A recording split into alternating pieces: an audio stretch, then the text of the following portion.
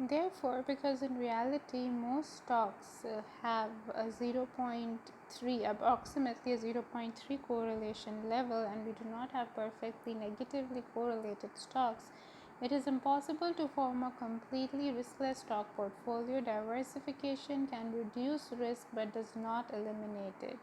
So there will always be some risk, but by forming a portfolio, you can actually reduce your risk level. So as a rule, the risk of a portfolio will decrease as the number of stocks in the portfolio increases. So if you have two stocks, you can still reduce your risk by forming a portfolio of 5 stocks, or by forming a portfolio of 10 stocks you can even eliminate more risk. So this leads to the question that if we add enough partially correlated stocks, could we eliminate risk? So is it possible to completely eliminate risk if we, let's say, we form a portfolio of 200 stocks or of 300 stocks? So in general, the answer will have to be no. But the extent to which adding stocks to a portfolio reduces its risk depends on the degree of correlation among these stocks. So you cannot completely eliminate it, but yes, you can reduce it, because again it's the same thing, that in reality you do not have perfectly negatively correlated stocks. The smaller the positive correlation coefficients, the lower the risk in a large portfolio. Over here you can also see that effect of portfolio size on portfolio risk for average stocks. So over here on the x-axis you have number of stocks in the portfolio. So as you increase the number of stocks, you can see that the portfolio's risk is declining. It is reducing from 35%. Then once you added 10 stocks, you reach somewhere over here. So your risk reduced really quickly. But after a point, you start to see that your risk is no longer decreasing that much. So even after you have added 40 stocks, after you have reached this point, another addition of a stock to the portfolio is not going to reduce risk that much.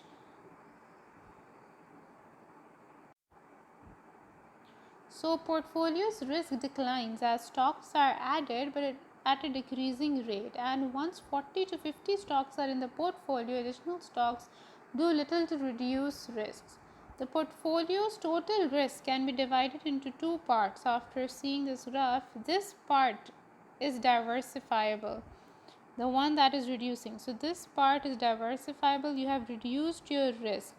But after this point, after 40 stocks, this is going to keep on going like this, and you will never be able to reduce risk more, because this is a portfolio's market risk. It is a risk that cannot be diversified away.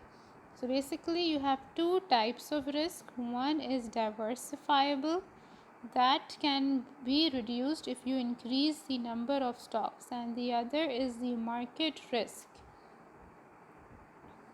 So the market risk in this case is represented by 20, and this cannot be eliminated even if you add 100 stocks, 200 stocks.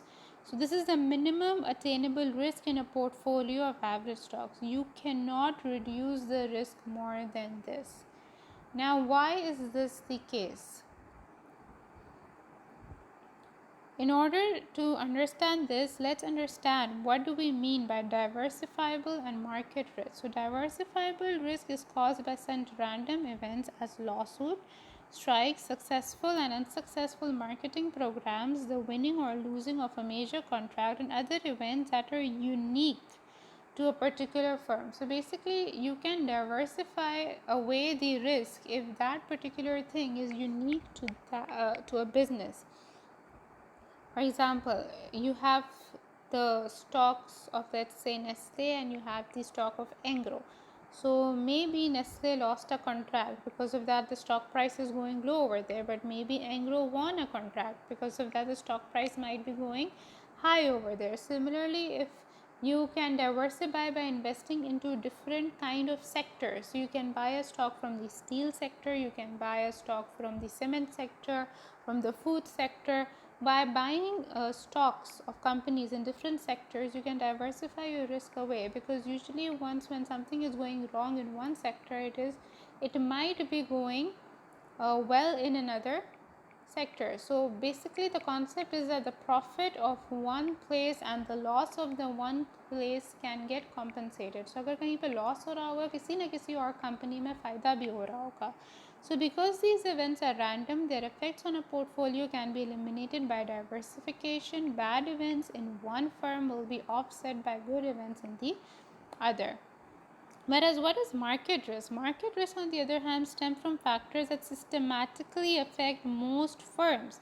So regardless of which sector the business is, every business in the country is getting affected by that thing. For example, war, inflation, recessions, high interest rates. So most stocks will be negatively affected by these factors. So market risk is something that cannot be eliminated by diversification. Even if you have 100 stocks, even if you have 200 stocks, it doesn't make a difference because the whole market is going down. That is market risk. For example, due to the coronavirus outbreak right now, most of the stocks on the stock exchange started to go down. There was a market crash and it was actually on a global scale.